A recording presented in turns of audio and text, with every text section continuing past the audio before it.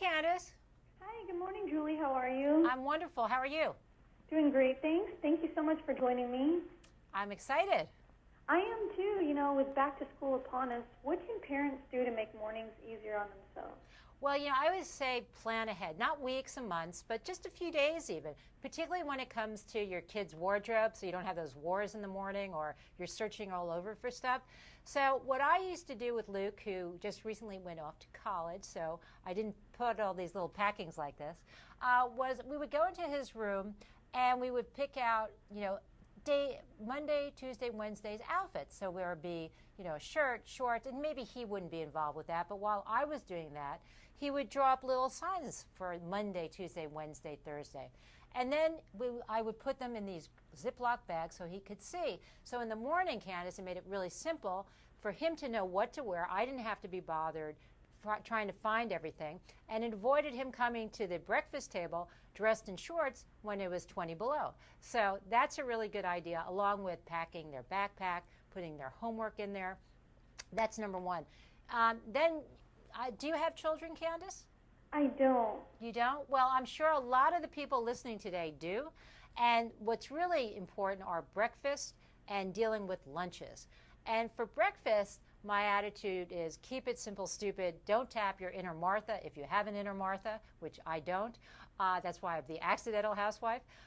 Do fruits, yogurts, English muffins with some jam, a cereal bar. Really simple, because usually young kids have earlier lunches. So if you just give them the right balance of a few of these things, they'll get through to their lunch.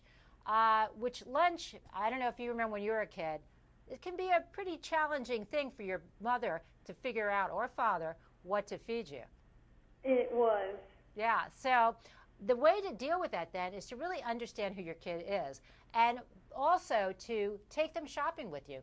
When you go to the supermarket, not to let them have, run of the supermarket, but to ask them some things about what they might like for breakfast as well as lunch so that you can balance it. But with my son, he always liked something a little sweet in his lunchbox. And I know there's a lot of talk out there about sugar, whether it's good sugar or bad sugar, but I did some research, and the experts agree that sugar is sugar, and that our body doesn't know if high fructose corn syrup and ketchup goes in or cane juice in granola bars goes in. So my attitude was, with Luke, the only way he would drink milk was if it was flavored. So I let him drink flavored milk. That way, at least I knew he got the nutrients he needed from milk, and so he had a little bit of sweetness in there. So it's really about balance, moderation, and when it comes to kids and keeping your sanity, compromise. And can you give us a few examples of easy to pull together lunches? Sure. In terms of balancing it, if you have a child who doesn't like vegetables very much, again, get things like carrots, cucumbers. You don't want to get tomatoes because those can, when they bite into them, get all over, so you'll have more laundry to do at night. And then see which kinds of dips they might like. So maybe get them a yogurt dip or a dressing dip, or something, or hummus. Again, ask your child, involve them in those kinds of decisions.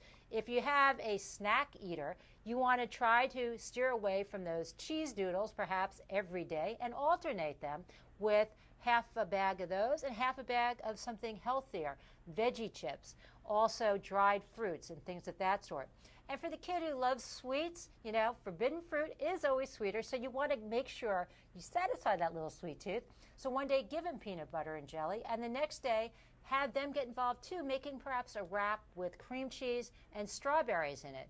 And hey, throw in that cookie every now and then. Again, balance, moderation are keys to making sure your kid doesn't give away their lunch and that they get all the things they want. So involve them. And do you have any additional tips or information you'd like to share? Well, you can go to sweetsurprise.com/back-to-school. There are lots more tips on there. And also another quick tip is even to think about setting your alarm clock, both yours and your child's, ahead 15 minutes. Because sometimes, those kids don't get out of bed so easily. This will allow you a little bit of buffer space so you're not running late and getting even more frazzled about missing the bus. And where can viewers go for more information on you, Julie? They can go to juliestips.com and also sweetsurprise.com back to school. Wonderful. Well, thank you so much. Have a great afternoon. I'm glad we could do this, Candace. You too. Thank you for having me. Thank you. Bye-bye.